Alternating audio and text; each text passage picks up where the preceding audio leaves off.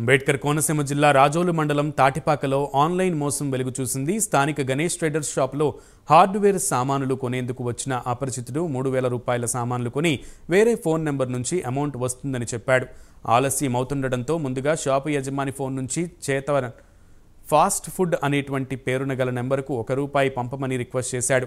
సదరు నెంబర్కు ₹1 పంపగానే వెంటనే షాప్ యజమాని అకౌంట్ నుంచి 16,400 రూపాయల నగదు ఖాళీ అయింది. దీంతో రాజోలు పోలీసులకు ఫిర్యాదు చేయడంతో వారు కేసు నమోదు చేసి దర్యాప్తు చేస్తున్నారు.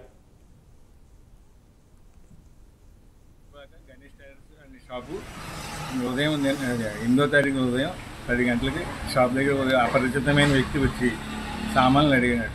సామాన్లు ఎంత అవుతుందని అడిగి అమౌంట్ వేయించుకుని నేను ఫోన్పే చేస్తానని చెప్పి నా ఫోన్ పనిచేయట్లేదు, మీ ఫోన్ ఒకసారి ఇవ్వండి అంకుల్ అని చెప్పి కూర్చుని ఆ ఫోన్ ద్వారా ₹1 కొట్టమన్నాడు. ₹1 అమౌంట్ కొట్టమన్నాడు.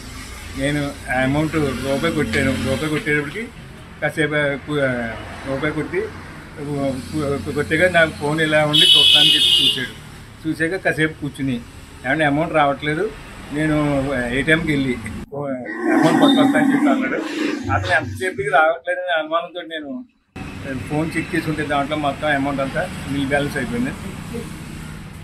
అయిపోయిందండి. తర్వాత నేను సైబర్ కంప్లైంట్ చేసి పోలీస్ స్టేషన్ ఎస్ఐ గారికి చెప్పినాను. ఇలాంటి వ్యక్తులు ఇలాంటి వ్యక్తులు మీ దగ్గరికి ఎవరైనా వచ్చినా